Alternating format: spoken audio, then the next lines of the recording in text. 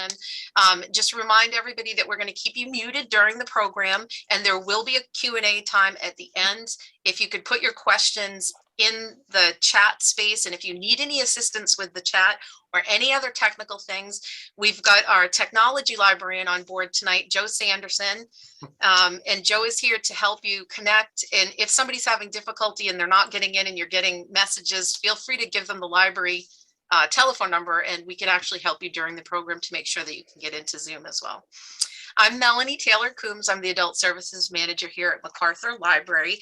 And again, I am just delighted to be working with these people from Biddeford. Again, I think we have a wonderful community team here. Big thanks to Jan from the Maine Humanities Council, who really helps us put these programs together. And to Delilah Popor, if you want to introduce yourself, Delilah. Hi, Delilah from Heart of Biddeford. And Reverend Shirley from Seeds of Hope. I think you're muted, Shirley, or there's a weird little symbol under there.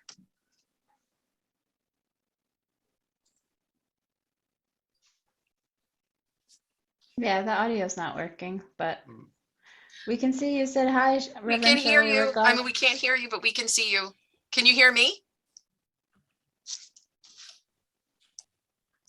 Can you hear me, Joe? I can, yeah. Yep. Oh, okay. All right. So, well, we have Reverend Shirley from the Seeds of Hope, which is our neighborhood center, and they do an amazing amount of work with the people who are experiencing homelessness in our community, which we are delighted to have them in the community and such a great community partner. And we have Diane Sear from the the Biddeford Cultural and Heritage Center. And I'm going to turn things over to Diane now. Hi, everyone. I'm Diane. Thank you for joining us today. Happy you could all join us for this very big presentation by Dr. Darren Ranco.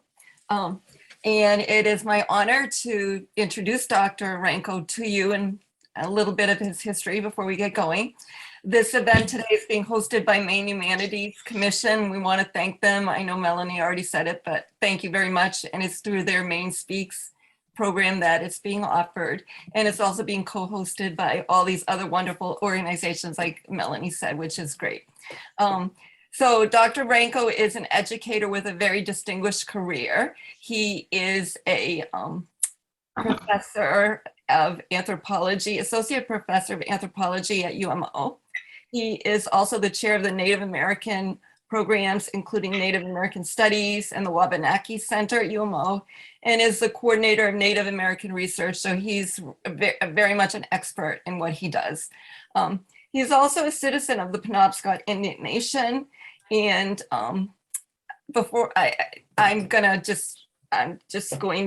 it's my pleasure to introduce Dr. Ranco, and he could probably tell you even more.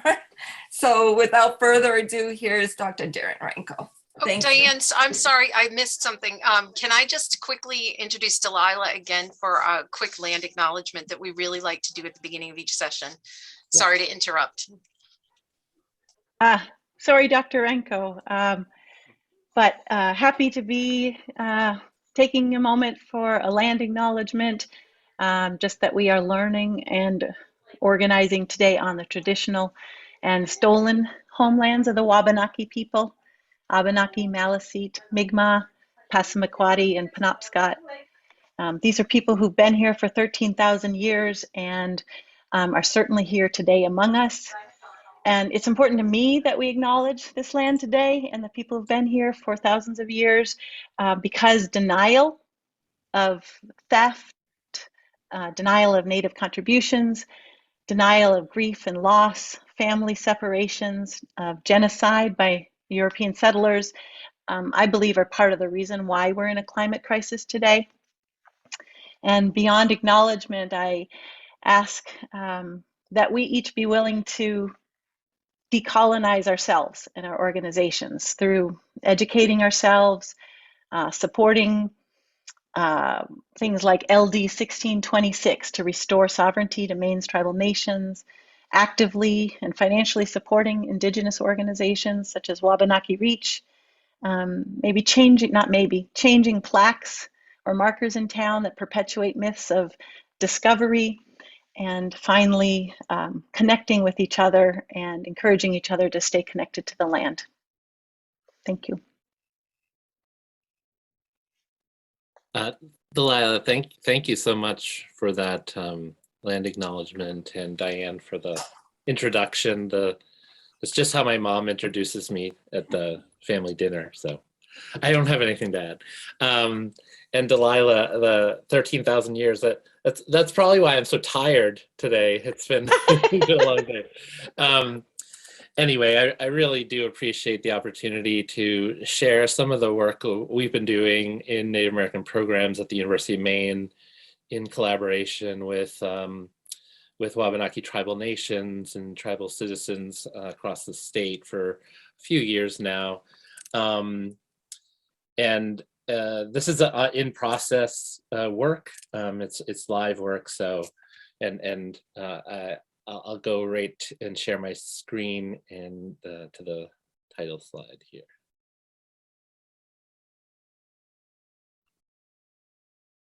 Hopefully people can see that. Okay, so one of the things I want to just recognize as I'm starting that with COVID these last few months, and it's been difficult for a lot of families, including we've had a number of losses in the Wabanaki Tribal Nations of people who have been real guiding lights for work like this. So I just want to recognize that. And also the fact that Natalie Michelle, who's just finished her PhD with me and who's also an elder in her own right and a knowledge keeper in our community. I should change that to PhD. It's like just a few days old. Natalie collected a fair amount of the data that I'll share with you tonight. So I just want to recognize that. It's her hard work in collaboration with our tribal folks that I'll share some of our work. So the overview, and I just want to be as specific as possible, is to, introduce climate justice in the context of this kind of climate justice and adaptation work in the context of especially the United States. I'm going to really zero in on sort of the National Climate Assessment and sort of how this work fits into that, but also recognize that a fair amount of the data gathered was in collaboration with the Passamaquoddy tribe, had a Bureau of Indian Affairs grant to help build a Wabanaki climate adaptation baseline from 2015 to 2017, and also highlight a few kind of conceptual pieces. I recognize Wabanaki diplomacy, and this is recognized in your land acknowledgement, as both a place where we are located in Chiwabanaki, the Wabanaki Dawnland territory, but also as process, as a way of engaging with different groups of people to solve wicked problems. And I want to ask the question is just how can climate adaptation work reflect Indigenous community perspectives and knowledge and cultures? We certainly try to make it reflect these, but there are some challenges to that. And then share some initial findings and really thinking about adaptation to action in the broader context. So just a basic idea around climate justice is first the recognition that some groups of people will be more impacted by climatic change. I'm sure this is not any news to anyone, but on the one hand, there are the impact side, and then there is sort of the ability to adapt on the other side of this equation. So justice should come in to a recognition in both sense that the people who are being most impacted should have the most say in how we respond, and also be recognized and given the most resources to respond to these changes. And unfortunately, that is not how our structure is set up globally in terms of climate justice and climate change treaties and negotiations. And then, of course, yeah, a just society will help build this disproportionate impact to any of our mitigation and adaptation policies. That's what a just society will do. So I do want to reference, and this is the last national climate assessment by the United States. It obviously fits into the frameworks, the international frameworks on climate change, treaties and agreements, but I really wanted, for the very first time in 2018, our national climate assessment, which is done every 4 or 5 years, really located Indigenous people and the coming impacts of climatic change on Indigenous people in the United States.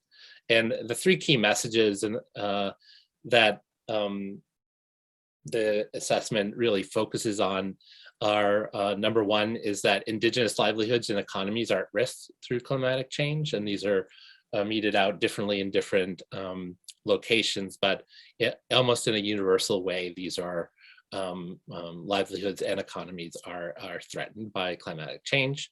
And then both number 2 and number 3 attempt to recognize the unique cultural histories and ongoing colonial impacts of past regimes of land takings by the colonial system in the United States. The first recognizes that the physical, mental, and Indigenous values-based health ideas are at risk as well. So this is an attempt to say, not only are sort of the economy's livelihoods in a physical sense threatened, but so are our cultural, physical, and mental well-being, that transformations in access and cultural livelihoods are hugely impactful, have caused already forms of intergenerational trauma and other ongoing impacts.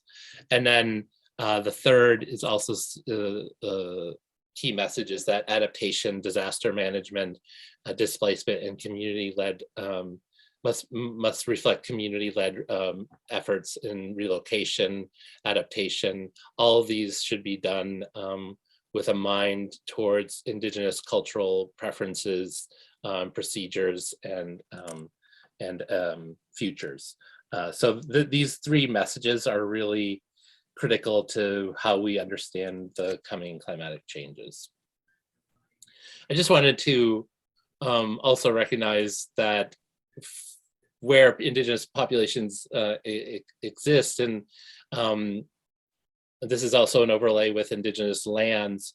So you can see in Maine, we actually do have some a little bit higher percentages than our neighboring states in terms of, if you look at especially eastern and northern Maine, Indigenous people making up higher percentages of population. And then you can see in yellow the Indigenous lands of Wabanaki Tribal Nations. And then just to further detail this coming 3 key messages, Delgado et al. Talk about this wheel of vulnerability and colonial legacies. Very much looking at these different scale effects that interplay through a colonial history. So in the top left, you have the household and community infrastructure, which is already degraded and already not sort of equitable within tribal nations. And then you have regional systems infrastructure where Indigenous communities are often located in areas that are already, lack robust and redundant regional systems for key infrastructure. This is true in Maine, especially in Washington and Aroostook counties. And then this sort of the interplay of this has with essential services that are should be happening already in Indigenous communities, which are consistently underfunded. You have this sort of wheel of infrastructure and vulnerability in a very purposeful colonial context where Indigenous peoples were often relocated or reduced to small land holdings, often the worst kinds of land. So they would become sort of wards and vulnerable to all sorts of things. So it's a very, that is something we share in the Maine tribal nations, obviously, as well. And then a couple of key concepts from the National Climate Assessment have to do with these terms related to things like resilience and adaptation or adaptive resilience. critically, we understand the keys to adaptation to climatic change as based in community, social, and cultural resilience. So the way to solve these problems is to rely on our own traditional systems of governance, land tenure, responsibility, and respect. And that's a key to our resilience. There are some real classical definitions of how we look at resilience. This is a very classical definition of it, but it's really recognizes that there is a top-down and bottom-up frame for resilience, and that communities need to control the knowledge inputs and outputs into both the top-down and bottom-up issues that resilience is a part of. So again, starting from the ground up and often, but also recognizing the sovereignty of tribal nations will be critical to resilient adaptation. And then Kofinas and Chapin, who've done a lot of work in Alaska on these issues, talk about community assets, again, as the key to resilience. So here in the Dawnland, our territory, we have as this entry point this grant from Bureau of Indian Affairs to Passamaquoddy tribe, Pleasant Point, Zibayik.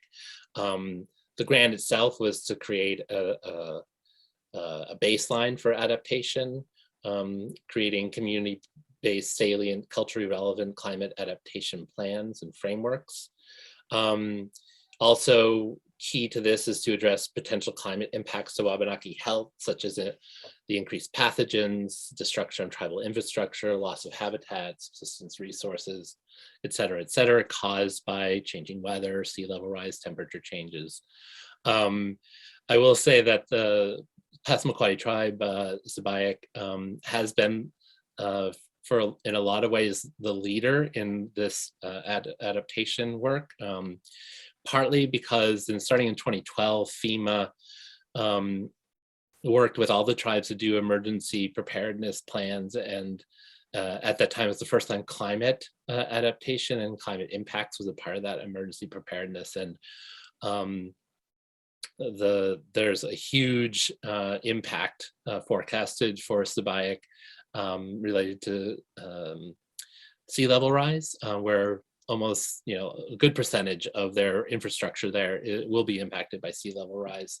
And we already see, this isn't exactly directly related to climatic sea level rise, but there's a clear water insecurity at Passamaquoddy tribe. I encourage you at Zibayik, Pleasant Point, I encourage you all to kind of read up on it. And we're looking forward to solving that issue, which is longstanding in that community.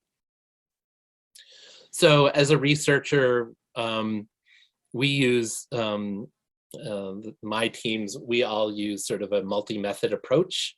It's influenced by community-based participatory research and action research methods, but at its core, it is a frame around Indigenous research methods, which very critically recognize that Indigenous peoples' knowledge systems have to be at the forefront of research happening within tribal communities. And again, the key to adaptation is based in these community, social, and cultural systems. So for me, the cultural frames, very importantly, have to do with Wabanaki diplomacy, both as a place, right? The Wabanaki, our territory across the Dawnland, as well as a form of international, multinational relationships to solve difficult questions across nations. That's the focus of our diplomatic traditions, is to form a confederacy and to address issues across a wide swath of territory that impact us all. And so that framework is something we are mobilizing as it relates to climate change and climate change adaptation. I'm sure this is a review to many of you, the locations of our tribal nations. with the two Passamaquoddy in Washington County, Halton Band of Maliseet, Aroostook Band of Micmacs in Aroostook, and Penobscot Nation, my tribe on Indian Island here in Penobscot County. But of course, that's not even the full story. If you see on the left here, our lands are beyond these sort of centers of tribal governance and location. Our lands, many of which have been returned and reacquired with the 1980 Land Claim Settlement Act, but also through really intensive attempts to regain lands in recent years by the tribe. So, you know, this is to recognize that our lands are in many of the ecosystems across the state of Maine, even in places like Western Maine, where our tribal governance is somewhat distant. And then, you know, I referenced the Wabanaki Confederacy. This is a multinational, international confederacy that stretches across northern New England, what is now northern New England and eastern Canada. For Wabanaki people, when we think about it collectively as what our homeland is, this is our homeland. So right, it stretches across an international boundary. And when we solve these problems and address them as multiple tribal nations, we are very much thinking of this landscape, the broader landscape. And that, as you'll see, becomes a very important kind of tension in the work for our ability to adapt and make policy engagements across, especially the US-Canada borderland. So again, as a process, you know, our confederacy is recognized as a multinational, multicultural system. We preserved the protocols through our wampum belt traditions. While we had many of these concepts for our confederacy and diplomacy before colonization by Europeans, it was very much formalized after intensive contact by Europeans. It was the system that we knew to really respond to this fairly dramatic crisis that our diplomacies really shaped especially the 17th and first part of the 18th centuries across the Dawnland. Scholars have written about it in lots of ways. The Willard Walker has talked about our confederacy and diplomatic traditions as efforts to respond to and adapt to external pressures, but it has also existed in our minds and hearts for multiple centuries. And like other diplomatic traditions, it is a form of persuasive discourse, that there are protocols engaged in how we work together, how we seek to persuade and respond to crises. And then we've really tried to mobilize the concepts, and this is just one of them in number 3 here, that our protocols are driven through our linguistic notions of participation. In Passamaquoddy, this idea, si dagwen dole westu, everyone talks, or everyone who has a seat has an expression to give.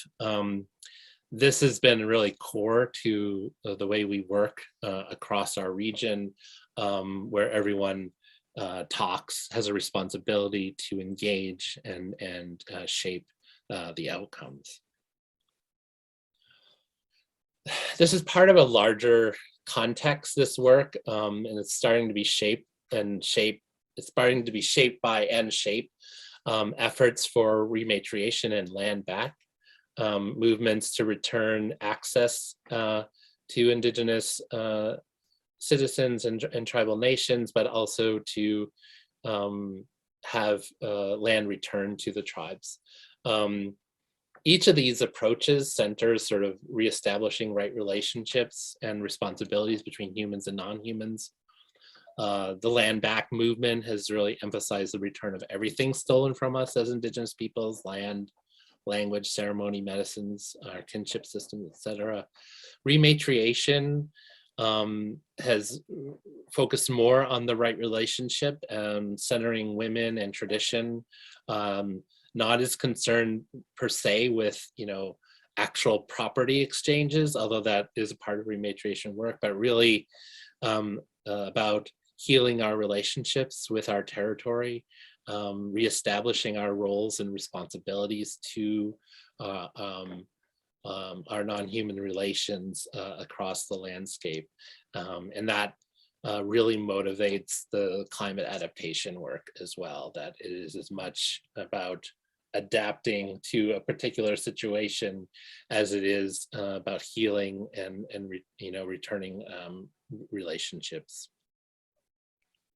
So here is where I present some of the work that Natalie and I were able to kind of engage in starting a few years ago. More work has been done on this, and a lot of this work we just started another phase of it just this month at the University of Maine. We're working more broadly across our region to be a center for tribal climate adaptation work. So the threats that have been produced have been identified by the tribes and tribal citizens across the tribes, and so these are the ones shared by all the tribes here. Is this real, obviously, impact of increase in degree days, increase in winter ticks or lack of dying of winter ticks, more invasive species, more erosion from increased precipitation. There's all sorts of other feedbacks too that are created by more precipitation and erosion effects that impact fisheries and other resources. And then tied to the increase in winter ticks is this loss of moose and potentially other culturally important species. And if people can really search for this online, but the winter tick issue is really starting to impact moose across the region. They're just not dying in the winter, and the hunters are catching moose that have thousands and thousands of ticks, and you can see kind of it really takes a toll on their fur, and it has an impact on the reproduction rate, where smaller moose, younger moose can't survive the winter with all these ticks on them. Other shared threats are the increase in water temperature that leads to impacts on fish and forestry practices. Fisheries are a critical concern to all the tribes, but connecting to subsistence fisheries and forestry practices for the tribes tend to manage forests in sustainable selective harvesting ways to basically maintain forests as for hunting territory for game and for access to fishing. These are all going to be impacted by climatic change. Of course, increase in air temperature will lead to increases in invasive species. Talked about the ticks, mosquitoes, that will impact the forestry practices. The northern Maine climate transition zone will see some dramatic changes in plants, insects, birds, trees, partly because of just the way the increased temperature and increased precipitation will change the zone in northern Maine. And then the impacts of all these changes on the cultural values is sort of why it matters. Impacts are on subsistence, economics, health, recreation, all sort of core elements of any culture. So the adaptation priorities, and this is really much focused across the tribes, sort of where do we see our priorities and what we need to do to adapt to these coming changes, some of which of course are already here.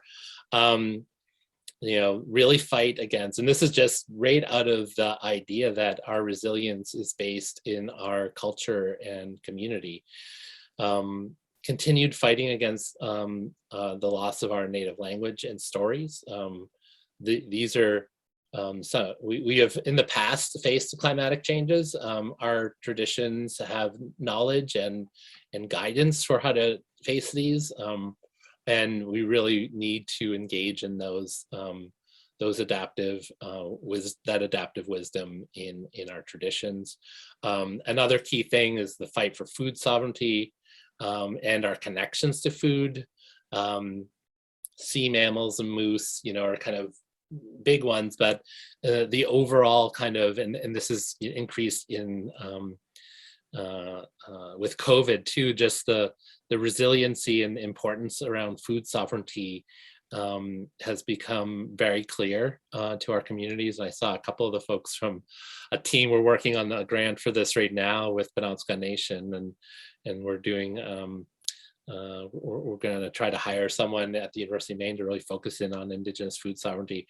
This is a really huge issue and sort of key to our healthy and resilient future, doing all the food sovereignty work as it relates to these other changes as well.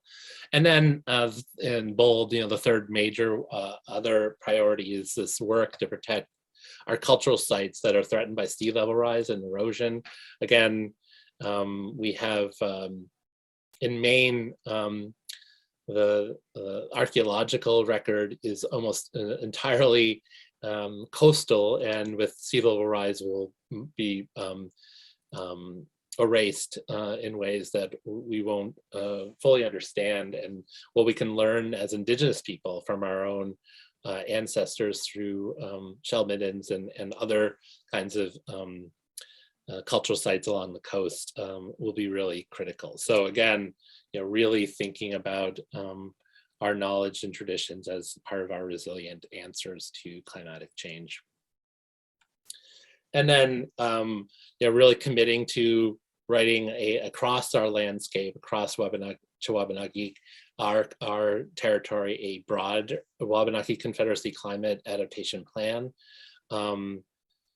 where of course each tribal nation is already doing this and working on their own adaptation plan. But for us to really stake a claim across the landscape, across the international boundary, and focus on what is common among all of us, and food security and food sovereignty, really recognizing that our tribal nations will have different access points and roles and responsibilities to different parts of our food system, and really working together for a resilient food sovereignty system across our tribes. It really, again, in the context of Confederacy, shared knowledge with strong communication between people, with a shared commitment in the use of technology. That's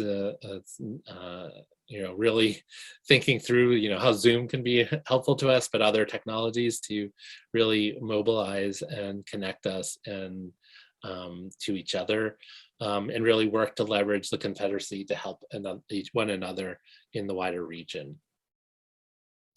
Again, these priorities listen to clan mothers and families to strengthen our identities. Often the roles and responsibilities to different elements within our ecosystems and our environments are related to clan and familial relations and responsibilities. That's where the idea of our clans that are often tied to animals is about our responsibility to those particular animals. Also, in a broader sense across the territory, using the United Nations Declaration on the Rights of Indigenous Peoples to link us and articulate our action across this landscape in the international boundary. And I think that's also, we've made some strides with that, but also through potential policy work in the next year or two, we're hoping to really ramp that up. And then sort of the needs at the community and broader Wabanaki Confederacy level, really have education on climate related topics for tribal leadership, membership, more hands-on projects involve children. We already do this through a couple of different initiatives the Wabanaki Youth and Science Program, which is partly housed here at the University of Maine, but also through partnerships with natural resource departments and tribal educators across our region, really focusing in on community-based projects. And tribal governments are, face some of the issues of siloing that other governments face. So there's a need for integrated community planning, where we don't just think of climate in the natural resource or environmental department, but we think about it through our social services, our health agencies, emergency response, wildlife, and that it will be something we'll try to address in the next few years as well. So as much as I want to keep talking, and there's a lot more data to share, and we have indexing for each of the tribes, sort of their priorities, but I'd love to have a little bit of a discussion and sort of see where people are responding to this. I will say in concluding that, we are working, and we just began work as here at the University of Maine in Native American programs in the Wabanaki Center. We are the lead collaborator with tribes through the Northeast Climate Science Center. And so we're really doing a needs assessment across not only Wabanaki, our territory, but as far south as Virginia and the tribes all the way between here and there, really trying to understand the needs in terms of climate adaptation coming in the next 5 years. Obviously thinking about diplomacy as both place and process really recenters, I think, our work in really important ways. And it's not just for tribal folks, that, really seeing environmental response as a regional thing and as collective action is really important to any climate adaptation work. We are also working on Indigenous approaches to climate adaptation. We're calling a climate adaptation menu, where we highlight traditional forms of land management as part of the strategies to adapt to climatic changes. This has been work in the upper Midwest that has already gone on to a certain extent, and we're really building off other people's approaches there. And then lastly, just sort of thinking this issue through around the justice pieces, is that internationally, Indigenous peoples are often institutionally in the weakest positions around climate adaptation and mitigation work. And despite having being not responsible for any large portion of greenhouse gases, it is often Indigenous and poor people who will suffer the impacts, but are also will suffer from nation states forcing them to change and relocate out of territories which are now relatively protected, but in order to mitigate against other actions, Indigenous people are often thrown out of their own lands to kind of quote unquote protect the lands that we are already protecting as Indigenous people. So who has to change and who must adapt has to be a part of a climate justice question. And I really, on the international side of this work, there's some hope, but it's not moving at the pace we would like in terms of impacting the international regimes that are sort of responsible for climate adaptation and mitigation. And what happened in Scotland this past fall was a demonstration of that. Not enough action at not enough speed. So I'll end there. Happy to answer questions and wherever we want to go tonight. We have time. We do have a couple of questions in the chat. Sure. The first one is from June and Roy. What role and process has UMaine played in including Indigenous with non-Indigenous children in their protests so both communities learn about these issues and work together in their future? That's a great question. I'll just highlight one. That there's a lot of So I mentioned the Wabanaki Youth in Science program. This program started as a for Native youth, just from our communities. There are camps, science camps, there are after school programs, there are internships. It was really focused on Indigenous students, right? Being exposed to not only sort of the best of Western science, but also the best of Indigenous science, right? And this is actually our Wabanaki ecological knowledge, and having that as part of science curriculum has been really important to creating the pathways for future Wabanaki scientists. And starting in 2017, we got an NSF grant to bring this into the University of Maine, and forestry and engineering classes, and we're starting to explore this into wildlife classes as well. And we're very mindful to that, you know, unlike the previous curricular and educational context where it was just Native students, right, in our communities and by and large in our teaching spaces, we now had maybe just one or two or a handful of Native students in larger classes where they're mostly non-Native students. What we were surprised by, well, maybe not that surprised, of course, this was to keep Wabanaki students engaged and having, you know, Indigenous students seeing themselves, their knowledge and their communities in their curriculum is a critical pathway to success.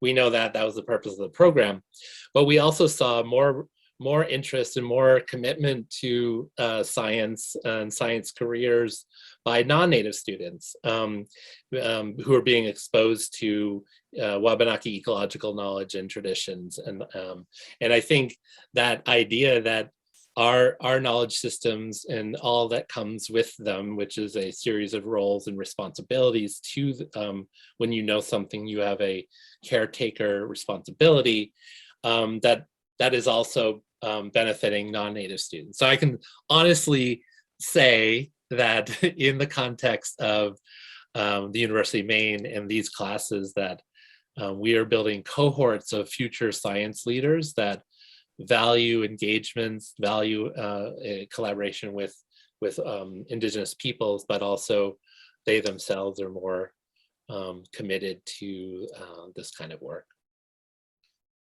Great, thank you. We have another question from Barbara.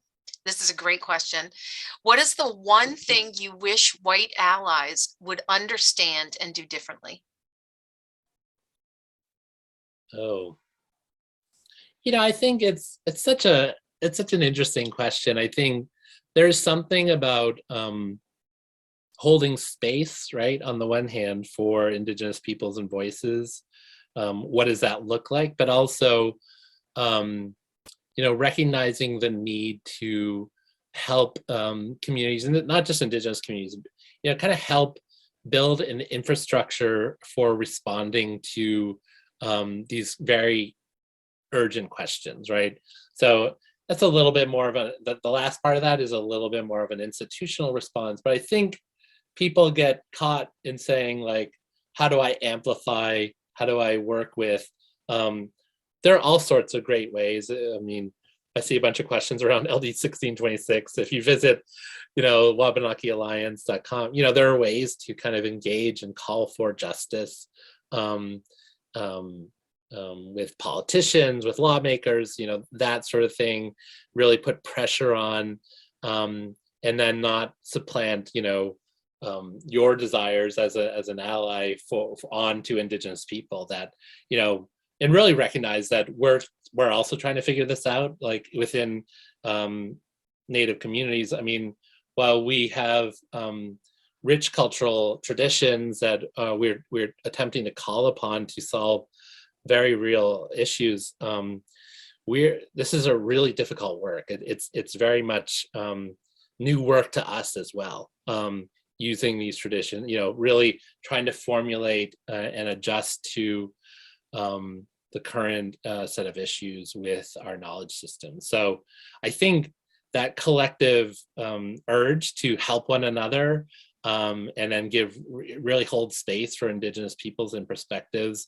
And I feel like with 1626, you know, that people have said, you know, they've looked in a more broad way at where we've been sort of across our landscape over the last several thousand years, and said, perhaps the Wabanaki didn't do so bad, that most of our problems have been since the Wabanaki haven't been in control, and perhaps really recognizing Wabanaki leadership around governance in our territory could probably be better, or at least enhance what we all experience across our landscape. So yeah, I think that's a great question. And we have a question from Joe. Is there coordination between Maine and other Indigenous peoples on climate change? Yeah, so our work is really highlighted across our territory. So we had a major seminar in fall of 2017, kind of transitioning at the close of the Passamaquoddy grant and into the next phase, where we had really broad representation from our Wabanaki relations across the border there.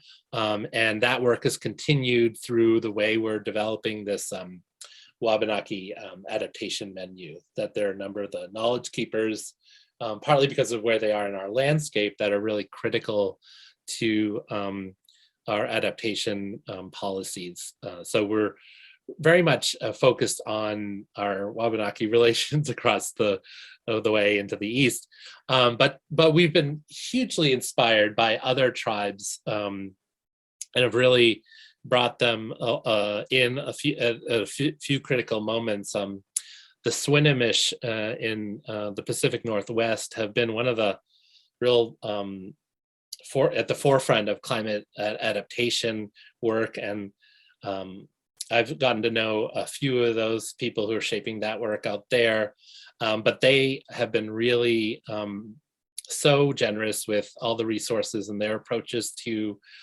building up their community resilience and practical responses to climatic change. And so I think there is a network broadly around sort of building up with federal partners, in particular, this climate adaptation work across many of the tribes. Thanks, Darren. How would restoring tribal sovereignty affect Wabanaki climate adaptation in Maine? Yeah, so, I mean, if we're thinking about 1626 in particular, my analysis of it would be, there'd be a number of programs that we would be eligible for that we aren't currently as tribal nations. Partly, one of the lingering effects of the Settlement Act is that legislation and funding streams that are in law after 1980, we're not eligible for unless we're mentioned in that specific legislation. So that would, one of the elements of 1626 is to remove that. So that would open up, especially some of the newer frames around climate work that you especially see proliferating in the Biden administration, and started a little bit under the Obama administration. And then the other part of it is the ability to regulate our environments and our ecosystems. That is very much a part of the 2 or 3 sections of 1626, which recognizes our sovereign authority to really manage our resources according to our cultural values, and sort of not having to go through the state in a number of these areas. So, for example, we would be delegated, be available to be delegated authority for environmental regulation through Clean Water Act, Clean Air Act. The state of Maine wouldn't be in the way of our regulatory systems, and so we could really manage our environments, regulate our environments with protocols and standards that suit our cultural engagement with our resources. So those are just a couple. There's a whole. Those are the two that kind of really that stand out to me, and those are hugely important. Resources and the ability to us to self-govern, critical. Another one on a similar topic. What have your organizations done to include your work and conclusions in the current LD 1626 sovereignty legislation in our State House? Are you connecting with the Wabanaki Alliance and other efforts to get 1626 passed? I mean, yes. Yeah, and I participated in some, me personally, and folks here at the University of Maine, we've participated with, I've been a speaker at some of the Wabanaki Alliance events, and really, I've also really early on, a few years ago, gave a couple of presentations to the Judiciary Committee at the state legislature, just giving a history of sort of the current, why we're in such a mangled current mess, even beyond the Settlement Act from 1980. So yeah, we've been really committed to a lot of these issues. To me, just looking around as a scholar, well, when if you look around the country, when you see states where tribal sovereignty is really recognized and celebrated within a state, those states do much better economically, culturally, environmentally. There's just there's only reasons to do this law. I guess there's a sort of the resistance to it is a little bit about the unknown qualities of it, but we're actually kind of bringing us into the known territory of federal state tribal relations that has been meted out in law over the last few hundred years. So yeah, I would say that it's we've participated, and that we've been really a thoughtful, I hope, recognized as a thoughtful participant in a lot of these activities. And from Peter, to what extent are strategies and efforts in place to educate non-native youth to the impacts of climate change upon the Wabanaki Confederacy? Great, thanks. Hey, Peter, been a long time. Anyway, yeah, this is, it's work like this. I think we're really mindful, especially through the university context. But we have started to do work with, in the WAYS program with the Gulf of Maine Research Institute, where we've got a lot more programs between Native and non-Native youth through their network of teachers and educators through GMRI. I think that's one of our biggest sort of newer programs to really share and climate is just one part of this, but it's a major part of these kind of educational opportunities that we have for our youth. So we'll often have educational initiatives, especially if they're sort of outside of our tribal context, that will engage non-Native youth, but we will bring Wabanaki educators into those spaces. So it creates a real opportunity for exchange. But, I think the WAYS program, both and at the university and sort of with our youth, has been the focus of that work. There is an upcoming forum on 1626 being put together with the Wabanaki Alliance and the Episcopal Diocese of Maine, set for February 20th via Zoom. Key speaker is the Wabanaki ambassador. May we connect you, Melanie and Professor Ranco, to your fellow organizers? If so, how? I guess for me, send us an email. Sure. We're always happy to. Let me know. Yeah. No, I'm happy to participate in any way. And the executive director, John Diefenbacher Krall, is a friend I've known for a long time of the Wabanaki Alliance. And then, of course, he's a very important figure in the Episcopal diocese as well. So he knows how to get a hold of me. He guilts me into doing things all the time. In regards to water quality and impact of industry on the Penobscot River, regardless of the Supreme Court's decision on the river case, do you have any future research to look at how the effects of sustenance fishing rights, how that affects sustenance fishing rights? Sure. And the person asking that question is a tribal council member of my tribe. So thank you, Lisa, for that question. Yeah, I mean, I think, I'm not a lawyer, although I did go to law school. I think LD 1626, if it goes through, will really mitigate that. But you know, the court case itself that she's referencing has to do with the boundaries of our reservation and whether it includes the Penobscot River.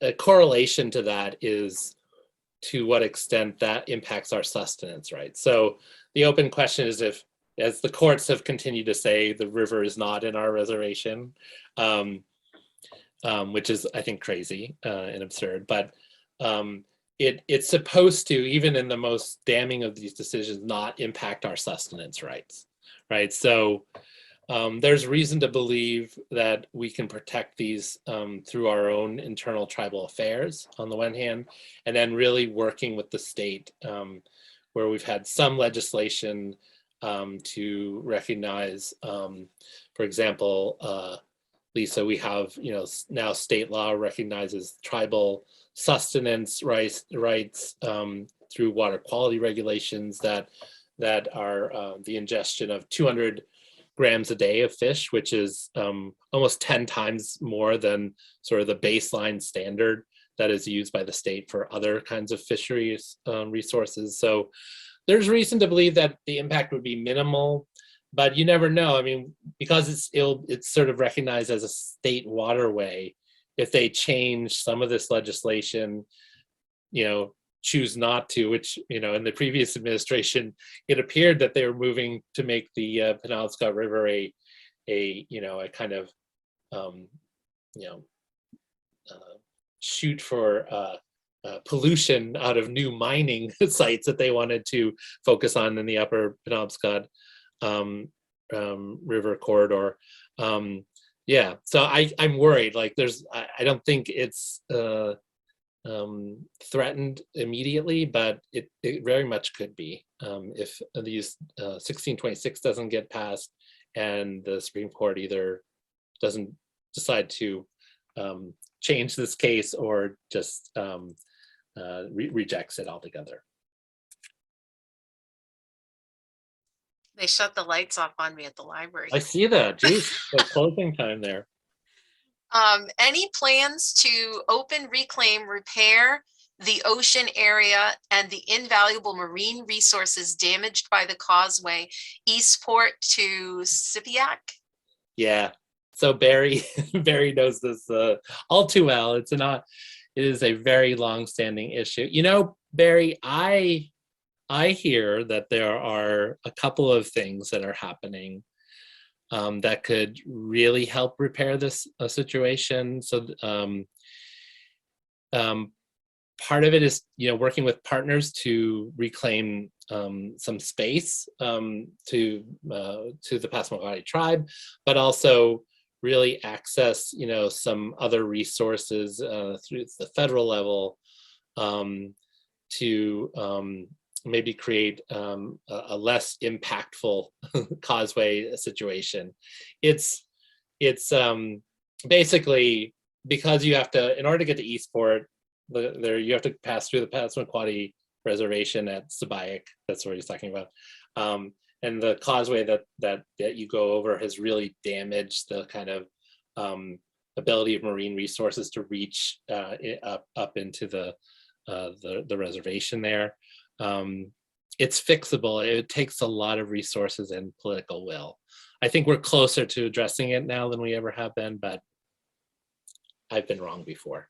So Barry, talk to me offline. Maybe there's things I do or do not know. Yeah. We had a question about emails. Oh yeah.